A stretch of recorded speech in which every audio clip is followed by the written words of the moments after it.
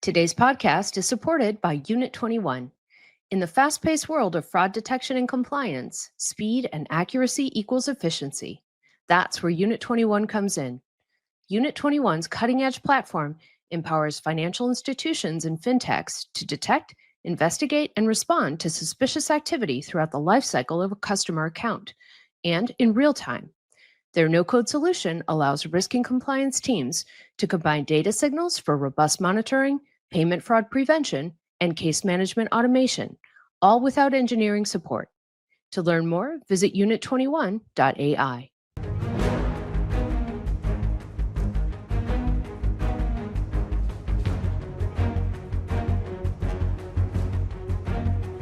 I'm Elaine Dezenski, and this is Coercive Capital on the Illicit Edge Network. Foreign adversaries' weaponization of information is nothing new. Still, the means and modes by which rogue nations use disinformation, propaganda, and cyber attacks to influence the American public opinion are increasingly worrisome, weakening democracy, weaponizing free speech, and polarizing citizens in ways they may not recognize, like in Russia, Iran, and China, where their governments have built a global apparatus, sowing discord and a growing anti-West narrative. I recently spoke with renowned security expert and my colleague at the Foundation for Defense of Democracies, Dr. Ivana Stradner, about this information warfare, what she describes as the covert war for American minds. Dr. Stradner is a research fellow with FDD's Barish Center for Media Integrity. Her work examines both the psychological and technical aspects of Russian information warfare. She also serves as a special correspondent for the Kyiv Post and lectures on international law and security. Ivana, you're one of the experts that I go to really understand the issue of information warfare. What are the key elements and tools of information warfare? How would you describe it? So information warfare, as we have just mentioned, it contains the word information, which is basically fight wars with other means that are outside of hard power. So it's really part of soft power, but it is powerful enough that can accomplish strategic objectives, just like weapons. And that's something that we have seen in the West. That's something that we have seen with Russia's aggression in Ukraine, what China is doing also globally, but also Iran. So it's a very powerful tool that we are facing right now. And a lot of your research and analysis over the last few years has focused on Russia in particular and how they use information warfare as an element of engagement with many countries, and we're going to talk about that further later in this conversation. But is this concept of information warfare a relatively new phenomenon? Absolutely not. It's been around for decades, if I may say, even more like centuries. The only thing that is really new is new technologies, especially related to social media platforms that can allow information / disinformation or malinformation to actually go from one place to another in a very, very fast pace. And when you just mentioned Russia, Russia has been using this toolkit for literally decades against the West in particular. Just think about a Cold War and Russia's active measures, but also Maskirovka in the West, basically a lot of overt but also covert actions that help Russia achieve its strategic objectives. Russia didn't have to use tanks and jets back during the Cold War against the United States. And I know that we live in a very, very fast-paced world, so people do not have time and energy to go back and to read all those documents from the Cold War. But I always love to refer to them because we tend to think sometimes very deeply about certain subjects without thinking clearly, without understanding Russia's strategic approach to information warfare. We love to talk about their operational and tactical level, how Russia has been using that. I always, Elaine, like to emphasize that Russia completely understands information in a different way than we understand. They openly claim that information is a weapon. They openly claim that who has information superiority is going to win this war. And it's truly about managing someone's perception. There is, not to sound like a typical academic, but I have to go back to this strategic concept of reflexive control that the Kremlin has been using truly for decades. So what does it mean? It means that I feed you with information that you think that can benefit you, but it actually benefits me. So I'm going to set a goal for you. I'm going to set certain strategies that you are going to follow, and you will think that it will benefit you, but actually it benefits your opponent. And when you think about, for example, the most powerful Russia's influence operations, in my view, for the past few years has been the one related to the use of nuclear weapons. Because Putin, as a KGB trained guy, he understands perfectly how to manipulate his opponents. And he understands that a lot of people in the West, but also here in Washington, D.C., remember the Cold War and have fears about nuclear escalation. So he has pushed that agenda that if the West, especially the United States, help Ukraine, that is going to escalate all the way to the nuclear war.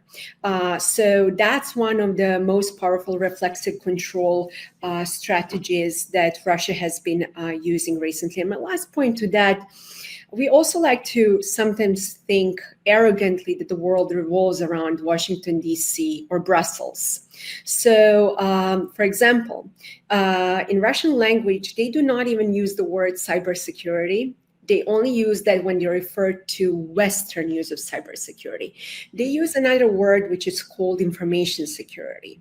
And that tells you really all you need to know how Russia is thinking about this subject, because they actually integrated both the technical part, which is, let's say, attacks on critical infrastructure, but also the psychological part of what we call here information operations. And they also value 4-to-1 non-kinetic to kinetic forces. And it absolutely, makes sense, because Putin is a KGB trained person.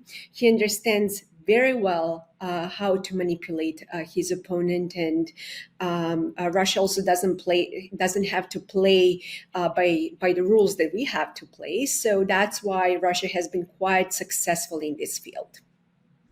So a lot to unpack there. I want to go back to 2016, which is when I feel like the issue of information warfare and Russia's meddling in the US elections really came into a public conversation, something that people were paying attention to. How has Russian influence evolved since 2016? I know there was some tracking of Russian influence in the 2020 elections and in the 2024 elections, but would you say that the information warfare campaign of Russia in the US is getting worse or more sophisticated, or are we getting a handle on that challenge? So I'm so glad that you asked me this question, because many people love to focus on Russia's influence operations around the election times, when in fact Russia is doing that 365 days, 24/7, around different cycles and different themes. So interfering in American elections has always been one of Russia's favorite things, to basically not to particularly push for a certain candidate, but rather to sow chaos and discord in the country, and to completely for people to lose their faith in institutions. And all Russia really had to do was to polarize on both sides of the spectrum, which is exactly what we saw in 2016. But as you have mentioned, Russia has evolved drastically. Back then, it was truly all about trolls and bots, how authentic and authentic accounts were pushing for certain narratives, making people angry. And nowadays, because we have a lot of software and a lot of technical tools to basically detect their influence operations, Russia has moved towards something else, towards more, to put in quotation mark, grassroots movements, basically using social media influencers to push for certain narratives, and traditional media that would put, certain information / disinformation in the information space. So everything looks just natural, just that people have their own views. When in fact, the latest DOJ sanctions related to tenant media and how they exposed them tell us actually how Russia has evolved its strategies. I'm also tracking Russia's influence operations in Central and Eastern Europe, and I know that we'll talk later. But for example, there I can absolutely see how Russia is taking social media influencers, fly them to Russia, give them a training, what I call like a media training, and then fly them back. But as I mentioned, I really, really hope one thing, that we should eventually stop talking about Russia's influence operations every 4 years, because they are working 24/7 right now. In the United States, we will see, actually we're already seeing new efforts about California to secede. And Russia is already on it, pushing that narrative. There was a very similar thing where they were pushing for Texas to secede. And while you and I, we can laugh about those influence operations, actually, there are numerous evidence where we can show really causality that it worked. It's also related to bioweapons. It's also another field that Russia understands very well that makes Americans very uncomfortable. So I'm happy to speak with you more about that and exactly how Russia is operating in this space. Of course, pushing the narratives related to cultural wars on both sides of the spectrum and polluting the information space. Of course, there is the issue related to Ukraine. If the United States supports Ukraine, that, for example, they were pushing narratives that Americans are starving and we suffer economically. So why would we ever support Ukraine? But also it's the issue of if, for example, we support Ukraine, then Russia will go with China and basically use that as a blackmail. I can go on and give you multiple examples, but my conclusion to that is not to use this for 3 days and giving you a million examples, is truly to explain how Russia has adopted its influence operations.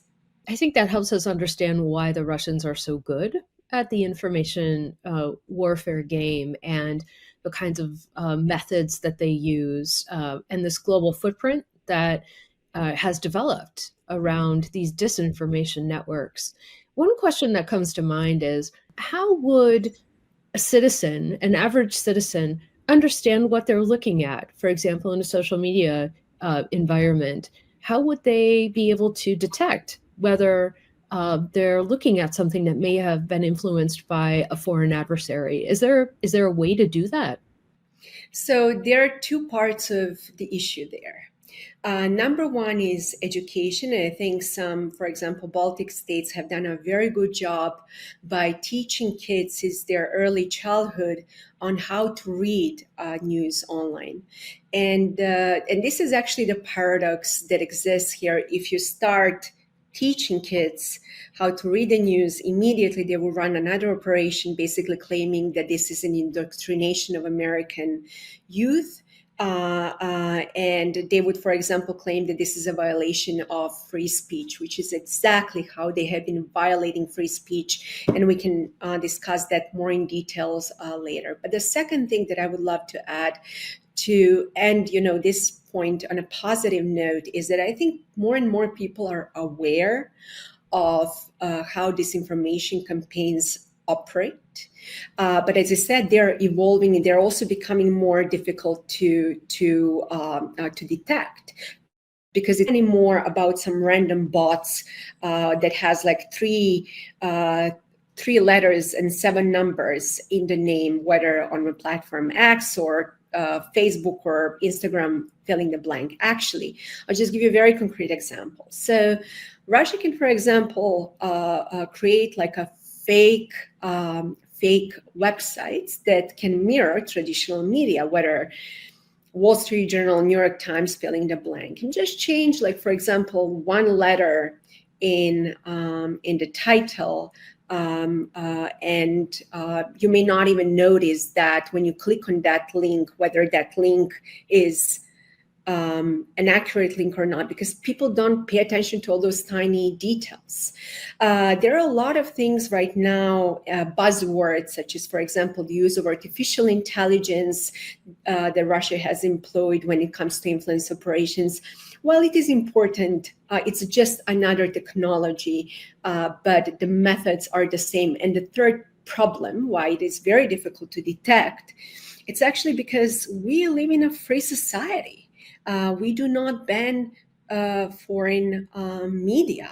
Russian information space is completely closed. Actually, now, if you use the word war instead of special military operation, you can end up in a war. Putin has banned foreign media, foreign social media. He recently announced that he will even ban foreign video games out of fear of using video games for influence operations. I can go on and on. They put in jail different social media influencers just because they existed and stated certain things that were not in alignment with Putin's rhetorics. But this is really nothing new, because that's exactly what Stalin was using back then, and today Putin has just continued with the same approach. So I want to come back to Russia, but I'd love to get your thoughts on how China and Iran are operating in this space. And is there an evolving capacity around information warfare that is in any way coordinated among countries that are increasingly defined as part of this axis of aggressors? Mhm.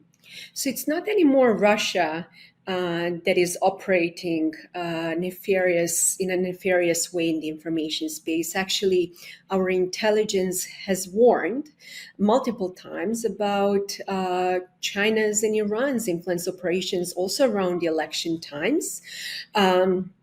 In my view, Russia is more sophisticated in the sense that Russia understands very well the narratives and how to use influence operations to polarize societies. And Russia and China, they have very different objectives. China's influence operations are mostly to discredit the United States and to push the narrative that China is a friend of the United States and just wants like a peaceful engagement and economy when it comes to cooperation with the United States. And Iran is a junior partner of Russia. They have specific narratives related to the Middle East, but also to discredit, they try to discredit also President Trump, how they were using influence operations, and they're also learning. Whether there is a pure coordination, actually, China and Russia, they signed some agreements related to information security. Iran and Russia are working together, for example, on BRICS TV and working together. But I haven't seen anything in particular that can tell me that three of them are on the same horizon using the same narratives. I think they are in a competition, but for them, the uniting thing is that they have a mutual enemy. Yeah. So I want to quote something from your Foreign Affairs article published in October of 2024, together with co-author David Shedd. You wrote, "The United States has reacted only tepidly to adversaries' attempts to shape the hearts and minds of American voters. It cannot afford to be so timid." You go on to say, to safeguard U.S. national security, Washington should again launch influence operations of its own. So I wanted to use that as a framing for what is the U.S. response to information warfare? As we mentioned in our article, we are not happy with American response because we don't believe that it's powerful enough to deter our enemies. And there are numerous reasons, actually, why is that? But to make things crystal clear, I think it's very important again to go back to the Cold War era and to remember that the United States was the beacon of hope for a lot of people in Eastern Europe, precisely because of influence operations. For example, the United States used Radio Free Europe or the Voice of America to push for certain narratives and give people hope about democracy and freedom. There are numerous now reports actually how the United States used jazz music or, for example, modern art to influence hearts and minds of people in Eastern Europe. So no wonder why the majority of us who grew up there love American modern art.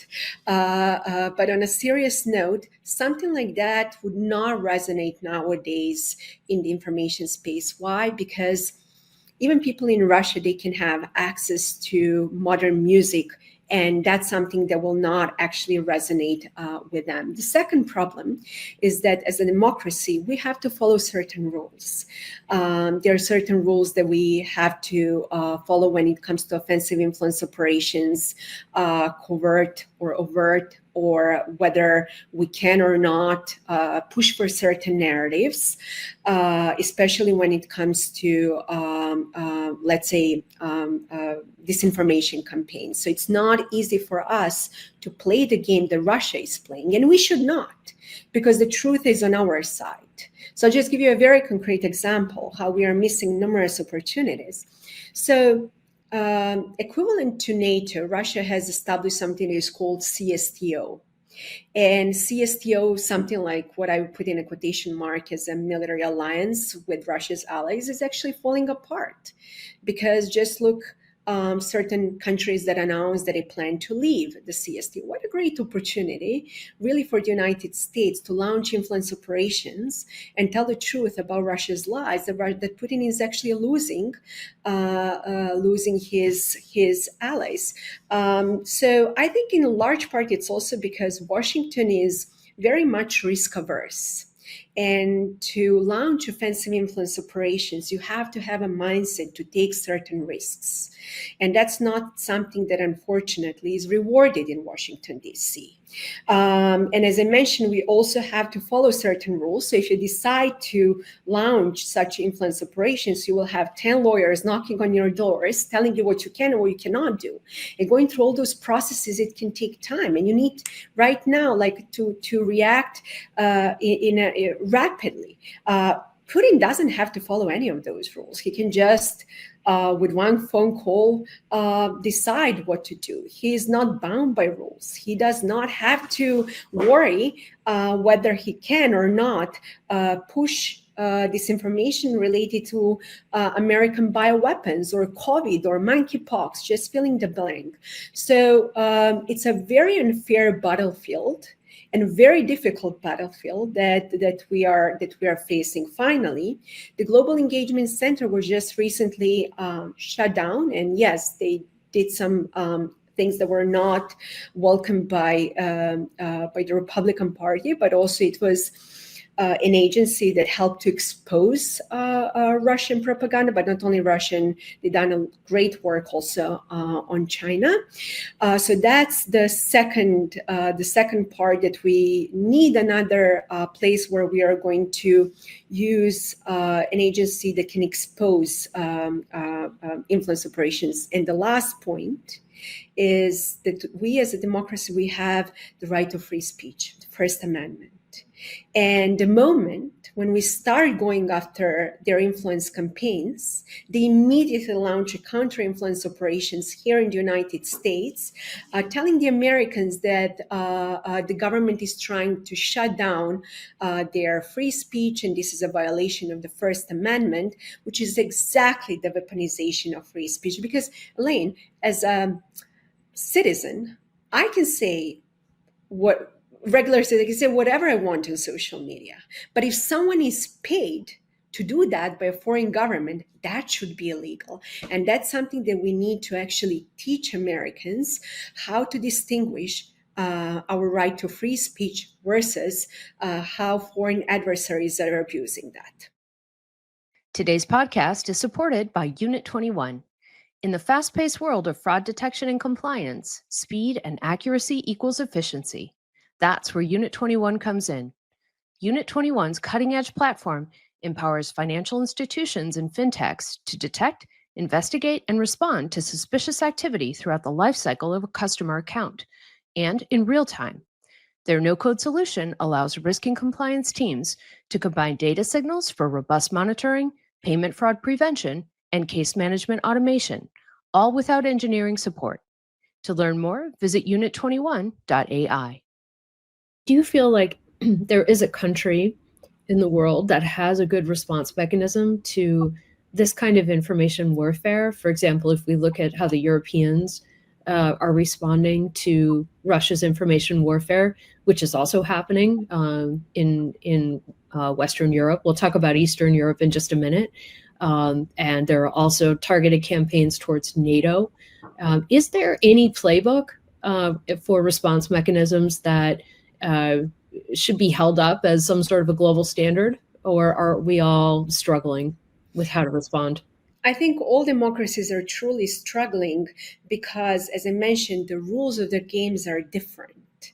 However, I think there is so much that we can learn from Ukraine, so much that we can learn from the Baltic states and their approach towards Russia's influence operations, not only when it comes to, for example, exposing them, but also sanctioning them, but also mocking their influence operations, because the most powerful weapon against Putin's lies is actually humor.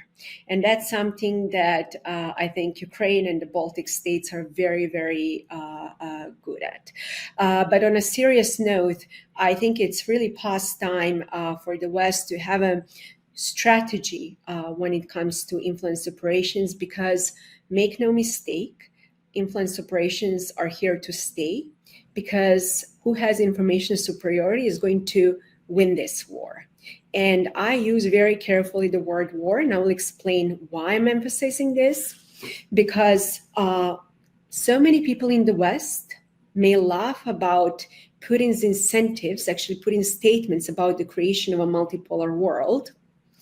And while it is still far from the truth, how do you create new ideology or a new world? In perception. And the world does not revolve around Washington, London, or Brussels.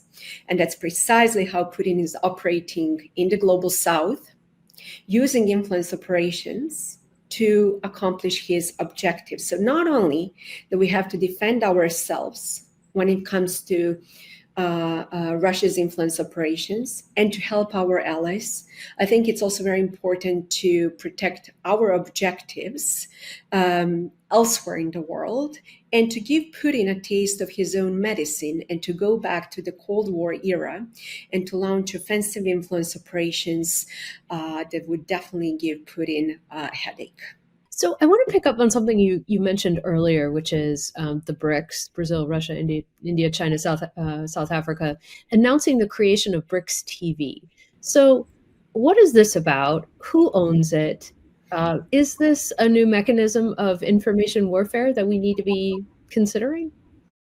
So Russia has been operating for a long time through RT and Sputnik as media channels that were basically pushing narratives that are aligned with the Kremlin. But Putin understands also something really, really well, that he had to adapt his influence operations.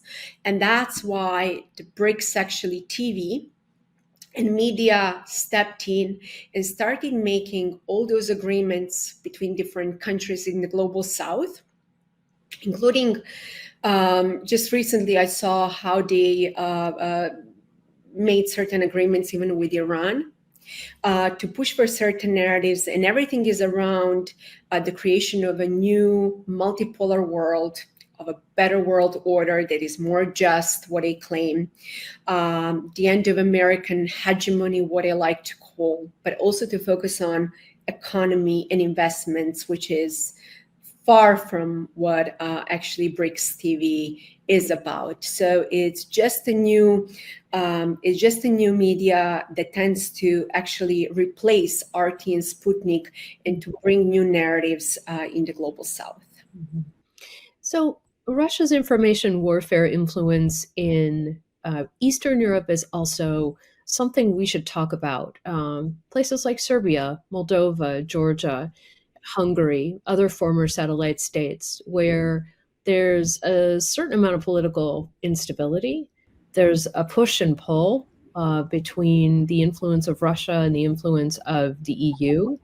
Um, do you see this as a particular threat, and how does information warfare manifest in these environments? Well, a lot of people actually focus on Russia's war in Ukraine just as a one side story. I actually perceive this in a more holistic way. Because for Putin, this war, it's not only about Ukraine. It's truly about destroying the Western unity, making a new global order. And what a better way to do it than to rally his allies. He has allies, as just mentioned, in Latin America or, for example, in Africa. But he also has certain allies in Europe. And he wants to make sure that Europe is on the brink and that Europe is not going to react. So just look what's happening right now in Georgia with Georgian Dream that has very, very anti-Western agenda. And Putin has been working on destabilizing Georgia for a very long time. So this really doesn't come as a surprise. And Putin is also pushing an agenda like if we support the opposition, that basically that is going to create just a new war over there. So it's better to support the current government there because that's going to escalate, which is just another influence operations. Because Putin would never benefit from a war in Caucasus because that will absolutely destabilize him as well.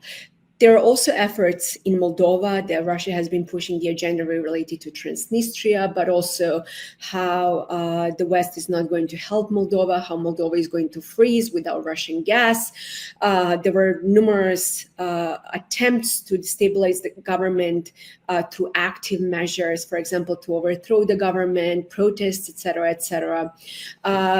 In Serbia as well, Russia has been playing a very important role when it comes to influence operations. They even just recently opened RT TV, shaping the narrative about Serbia being Russia's friend and pushing Serbia for a war with Kosovo. They also were pushing the agenda around what they call traditional moral and spiritual values. And I would love to actually in a moment tell you that important part. So making sure that also the Balkans is on the brink of war, because don't forget that there are 2 NATO member states and also recently Serbian clashes in Kosovo actually injured 19 NATO peacekeepers. So all Russia really had to do is to destabilize those regions and to make sure that the West does not respond. And you're absolutely right also about the European Union and enlargement. Russia doesn't want any of those countries to be closer to the European Union. So that's precisely why they are making sure that they remain that there is a status quo, and trying also to use any of vulnerable spots where they can always escalate and then de-escalate, and that Putin can position himself as a pillar of stability negotiations with the West. So I just also mentioned something that I think it's tremendously important to emphasize: Russia's role of, to put in a quotation mark, protecting traditional moral and spiritual values. If you read Russia's national security documents, you will actually find in early paragraphs how Russia is a protector of traditional moral and spiritual values. A lot of my colleagues in the West laugh about that, thinking, who cares? But actually, it's extremely important because Putin needs a new ideology. To put in again, quotation mark, as an ideology, is an idea that can rally his allies around certain idea to push for certain areas. That's exactly what Putin has been doing with the far-right groups across Europe. but also in the United States, basically stalking those cultural wars and to claim that Russia is a pillar of traditional moral and spiritual values. And that's why Russia is a friend of those parties slash individuals. But it's really odd to say that because Russian Orthodox Church has always been a pillar of Russia's intelligence for destabilizing the regime. Putin couldn't care less about religion. There were numerous reports that even Patriarch Kirill served in Russia's intelligence. I always like to emphasize how he loves to wear $30,000 watch and enjoy his luxury. Russia has one of the highest abortion and divorce rates. So I'm actually not quite certain that Russia is a pillar of protecting traditional moral and spiritual values. It's just another information campaign for the West that Putin wants them to fall for. Yeah. Yeah, it strikes me that information warfare is an excellent component of a kleptocratic system, right? And we have to think about it in those terms, both in terms of who's involved in effectuating these sorts of strategies, how they use these social themes and vulnerabilities, really, to drive an agenda that is perhaps very different than what people imagine. So, are there opportunities to help fragile democracies and even to help ourselves deal with information warfare? How should we be thinking about this? And you mentioned the Global Engagement Center, which is housed within State Department. They were not reauthorized, so we no longer have that as a tool within the US government. But are there opportunities to think more broadly about engaging with allies and partners, multilateral responses, or are we all just dealing with this as countries on our own? I think the Global Engagement Center had that idea to rally American allies around the same important issue, which is to defend ourselves from foreign influence. But unfortunately, it's not there anymore. So I think we do need a similar bipartisan organization or institution that can achieve those objectives. In the meantime, you just mentioned also sanctions, and I think what we did with Tenant Media and with other Russian outlets is a step in the right direction because that also prevents social media influencers to use that as a platform to spread certain narratives. Because as I said, one thing is to do it as an individual. You can say whatever you want. And I firmly support First Amendment. But what I do not support if people are paid by foreign governments to spread certain narratives. So I think sanctioning social media platforms that allow, or media platforms coming from Russia that are behind disinformation campaigns, but also individuals, including Russian operatives in the West, is a step in the right direction. So it's not truly a violation of free speech. I would really not love to see the United States sanctioning slash banning Western social media platforms from operating. We do need that. We do need that as a platform to also express our views, et cetera, et cetera. But as I said, Russian media that is designed for the West should not have a place in our information system if it's part of Russia's intelligence strategy. And my last point to that is we also need to provide technical support to all those fragile democracies, like different software centers, to give them trainings when it comes to defending themselves from influence operations. And I think there were numerous initiatives coming from the United States about that, and I truly hope they will continue. Ivana, it seems to me that the private sector could play a very important role in terms of countering information warfare. This is certainly something that's been on the agenda of social media platforms and companies here in the US and elsewhere. But what do you think should be happening with respect to private sector engagement? And where's the opportunity to have a stronger public-private response to all of this?